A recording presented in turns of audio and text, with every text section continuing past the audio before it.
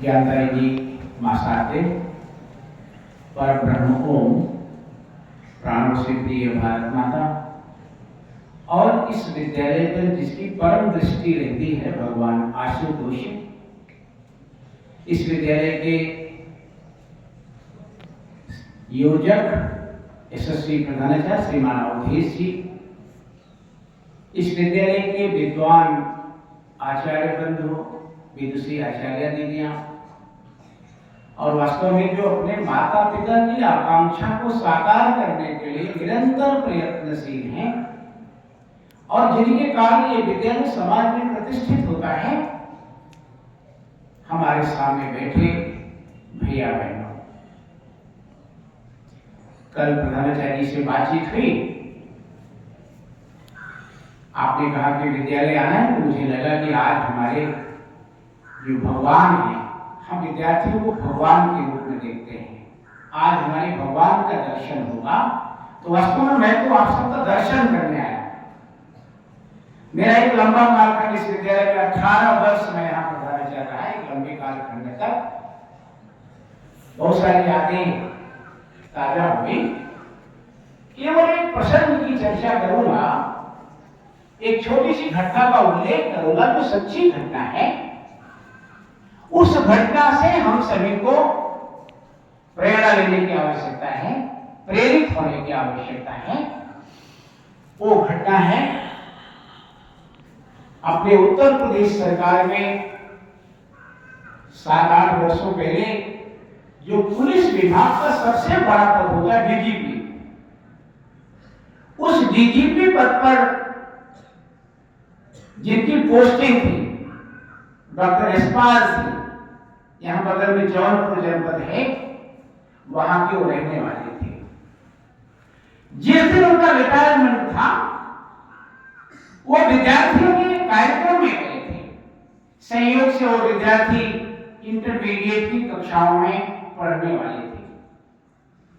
एक पत्रकार ने उनसे पूछा, आज आप विद्यार्थियों के कार्यक्रम में हो, आप अपने विद्यार्थी जीवन की किसी घटना का उल्लेख करिए जिससे ये विद्यार्थी प्रेरित हो।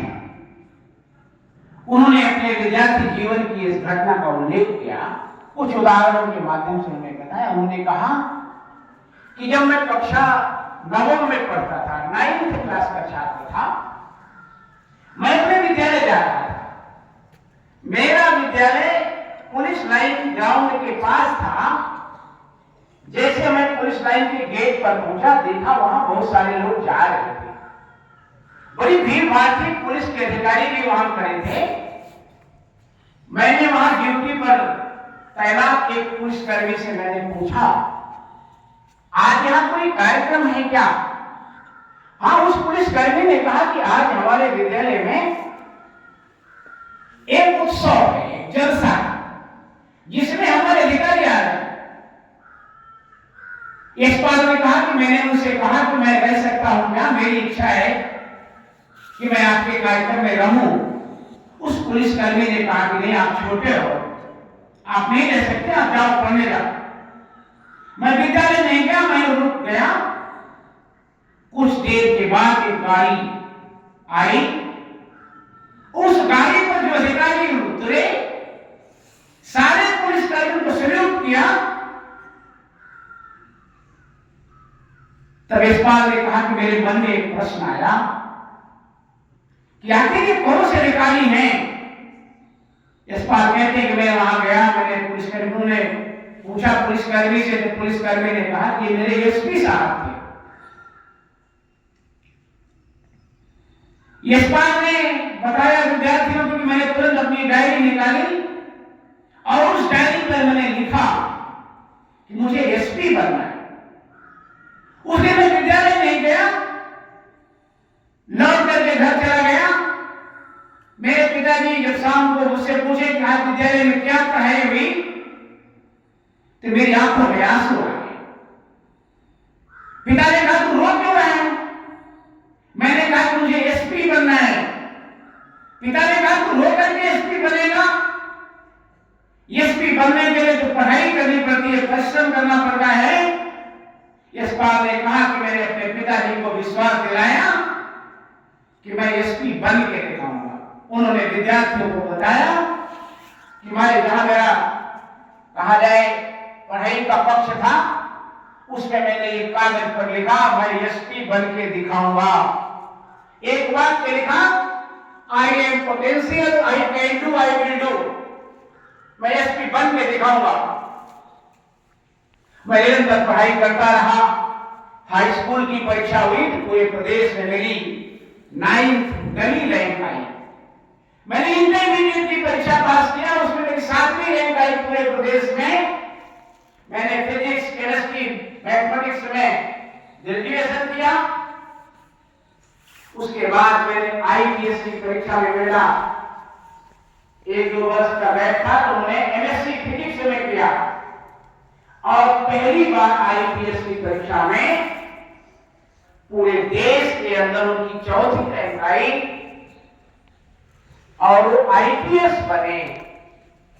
कालांतर में वो डीआईजी बने, आईजी बने, एडीजी बने और अंत में पुलिस विभाग के सबसे बड़े पदाधिकारी अर्थात डीजीपी बन करके वो नेवल कमान हुए, वो रिटायर हुए।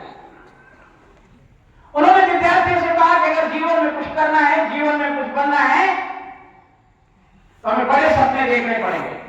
एक उन्होंने उदाहरण बताया कि जैसे मान लो हमारा कोई कंप्यूटर का ऑपरेटिंग सिस्टम है, उस कंप्यूटर के ऑपरेटिंग सिस्टम में अगर धारा का प्रवाह निरंतर नहीं होता तो हमारा ऑपरेटिंग सिस्टम ठीक से काम नहीं करता। अर्थात उसमें वोल्टेज फ्लक्चुएट होता है, कम ज्यादा होता है, बदल रहता रह जाए, हमारा वो कंप्यूटर ठीक से काम नहीं करता। जिस प्रकार से निरंतर धारा न बहने रहने के कारण हमारा वो ऑपरेटिंग सिस्टम काम नहीं करता, ठीक उसी प्रकार से हमारे विद्यार्थियों के जीवन में भी अगर विश्वास रूपी धारा का प्रवाह निरंतर नहीं होगा तो हम जीवन में सफलता का वर्ण नहीं कर पाएंगे। एक दूसरा उदाहरण मैंने दिया, कभी कभी होता क्या है कि हमारा जो कंप्यूटर का ऑपरेटिंग सिस्टम है वो खराब हो जाता, काम नहीं करता, और जब हम उसको मैकेनिक के पास लेके जाते हैं तो मैकेनिक कहता है इसमें वायरस आ गया, उसमें वायरस आ गए, तो वो कहता है इसमें एंटीवायरस डालना पड़ेगा। ठीक उसी प्रकार से हम जो विद्यार्थी यहां पढ़े, इन विद्यार्थियों में भी इसी प्रकार वायरस आ जाता है, अर्थात बुराई घर कर जाती है। इसलिए इससे बचने की आवश्यकता है। ये जो एंटीवायरस है, ये एंटीवायरस आपके अंदर प्रविष्ट कराने का दायित्व ये हमारी आचार्य टोली का है, जो आपके साथ निरंतर साधना में लगे रहते हैं। इसलिए ये बुराई हमारे अंदर खतना कर जाए, ये वायरस हमको कमजोर ना कर दे, इसलिए हमारी जो आचार्य टोली है उसको विचार करना पड़ेगा। ये आपके लिए यही एंटीवायरस है। एक उदाहरण मुझे उस समय दिया था, उन्होंने कहा कि लक्ष्मण को शक्तिवान लगा, जो शक्तिवान लगा तो लोगों वैद्य ने बताया, हनुमान जी गए वैद्य को घर से उठा रहे, कहा कि भाई इसमें एक जड़ी लानी पड़ेगी, संजीवनी बूटी लानी पड़ेगी। आप सबको पता है कि संजीवनी बूटी लाने कौन गया था? हनुमान जी गए, कई शर्तें थी, बीच की चर्चा नहीं करूंगा। गए, देखा वहां संजीवनी बूटी पहचान नहीं पाए, पूरा पहाड़ उठा लिया। गए थे एक दवा लाने, पूरा मेडिकल स्टोर उठा लिया और लेके चले आए। और जब लंका में लेकर आए तो आपको पता है कि संजीवनी बूटी की पहचान किसने किया? सुषेण वैद्य ने किया। इसलिए भैया बहनों, आज कंटेंट की कमी नहीं है, आज हमारे सामने ज्ञान का पहाड़ है।